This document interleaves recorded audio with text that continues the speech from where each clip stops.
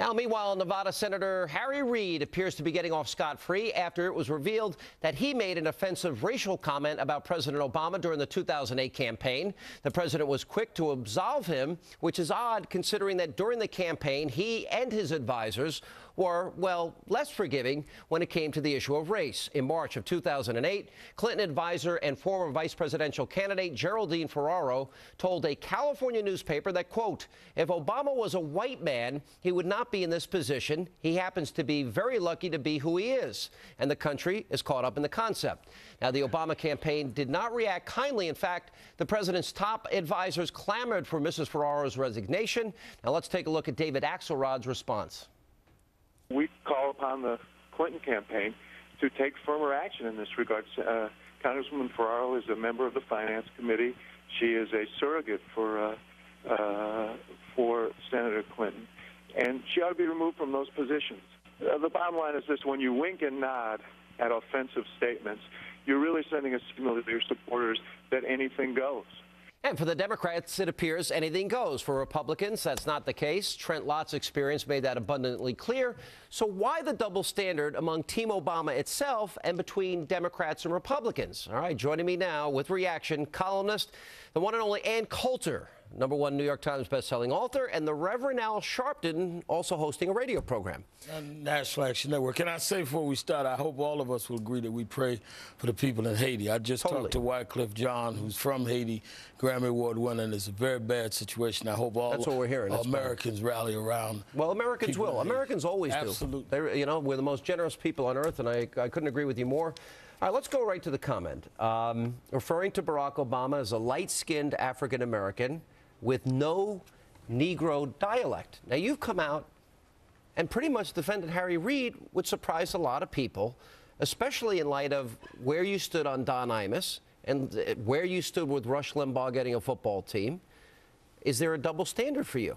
Well, first of all, what's the standard? If you're saying that if somebody says something racial, it's racist, I don't agree with that. To say that someone is light-skinned is not racist. Negro dialect? No, I said I was offended by that. You will have to concede, Ms. Coulter. I said that. Yeah. But to act as though Geraldine Ferraro saying he wouldn't be where he is if he wasn't black is nowhere in the same world as saying that someone is light-skinned and speaks a certain way. I don't know how you act as though with a straight face that's the same thing. What, Rush's comments about Donovan McNabb that the I came on your show and said that my problem with Rush Limbaugh was he attacked the NFL players, called them Crips and Bloods. How can he want to own a team when he has castigated them? Had nothing to do with race. But go by what I objected to. Do you see a double standard in Reverend Al? What's the standard? Hang on a second. Let me ask her. I mean, it's more than just Al Sharpton. You could go through his comments on this and that, but obviously there is a double standard. And I want you to do a man-on-the-street survey where you take a bunch of these comments. Macaca, the Trent Lott thing, what Chris Dodd said, praising Bob Byrd, Joe Biden calling Obama clean and articulate, now Harry Reid saying this. And we objected to it. And, he was talking about former candidates like me. What are you talking about? And Bill Clinton saying, well, I'm not saying it's just Al Sharpton. I'm saying it's mostly the liberal media. About Sharpton. Stop it. See, that's what I'm saying. That's the only way she can win a debate is to start Bill Clinton saying to Kennedy that a few years ago Obama would be getting coffee for us, and then you compare that to 8 years ago, now Trent Lott giving a toast at a birthday party, a toast, and no one believes what people say at toast. This is the best welder ever, whoever lived. It's just something said at a toast. Everybody knew that. It was silly, but Republicans, conservatives walk on eggshells. This is a one-way ratchet to defend the Democratic Party, which, by the way, does nothing for blacks, takes blacks for granted. While blacks are voting for the Democratic Party, 90%. And who appoints the first black Secretary of State? Who appoints the first female black Secretary of State? The closest woman to Bill Clinton was Betty Curry, his secretary. And you just let them take you for granted. But Ann, first of all, you just made a whole tour. Yes, I did. And can't name one double standard that I did. I certainly took on Biden when he said that. He's the one who made this all about Al Sharpton. I'm talking about the media. When you're debating Al Sharpton, you're not debating the media. You're defending the liberal media. You are part of the problem, I'm not the sole defending problem. what he asked me. He asked me about me and a double standard. I will even take issue with what you said with the president. Let us not forget this president denounced the words of his own pastor and left the church. I mean, he left the church. Did you miss half of it? Only out of political expediency. But he denounced it. He stood up. He did not denounce it. You said they never say anything. A man to leave a church? I mean, come on, please. Anne's right about it. We're not going back to Reverend Wright. No, we're going to go back to what fits for your discussion. How about what Bill Clinton said? I think what Bill Clinton said is something you ought to be dealing with. I've said, and you know I said it, that was far more disturbing, and I think that was far more offensive. Was it racist? Okay, but meanwhile... If he meant that he would have been serving us because he was black. What do you think he could have meant? Well, that's what I want to know. And what are the Democrats doing about Governor Patterson, black governor of New York? Obama tells him not to run. Harold Ford, the Democratic Party is against him. Charles Rangel attacked every day on the cover of the New York Times. Are you saying that President Obama said that David Patterson shouldn't run because he's black? I thought we were talking about race here.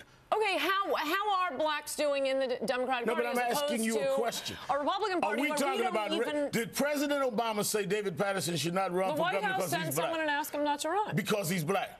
No, but he is black. Gosh, that coincidence keeps coming up. Why don't we talk about the hockey one Supreme Court justice scores tonight? I mean, we're all over the place here. All right, we're not. We're doing the double standard. You're bringing up things like Reverend Wright. Let me give you a standard. Negro dialect. I think Negro dialect is the term, because of the use of Negro, to me is offensive.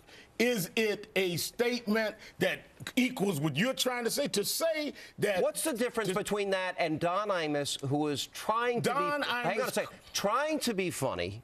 He admits he was wrong and that it was offensive. All right. But you pushed him out of his job. Wait a minute. Why shouldn't Harry Reid get the same standard? Because, first of all, you're comparing a disc jockey that attacked... Yeah, to a United States majority leader in the Senate. Do you want an answer, or do you want to ask and answer your own point? I'll answer my own point.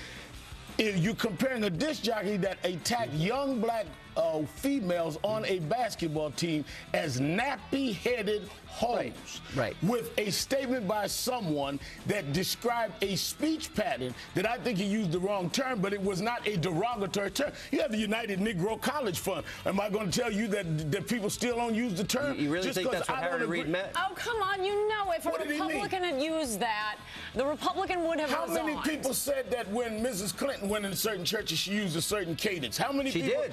So again, were those people being racist? You answer your own question. I'm asking you. And?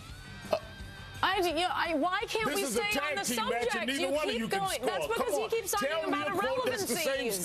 No, he keeps going off on the wrong subject. Do not talk about Reverend Wright. I want to know how you could say. Reverend Wright. I want to know how you could say Trent Lott saying Strom Thurmond, who I voted for and who we all supported, and America would have been a better place if he'd won for president. How that's just a toast. We'll take a break. We'll come back. More with Reverend Al Sharpton and Ann Coulter, plus Harry Reid's re-election campaign in major turmoil because of these controversial statements. You're going to meet the Republican who is leading him in the polls by double digits. Straight ahead.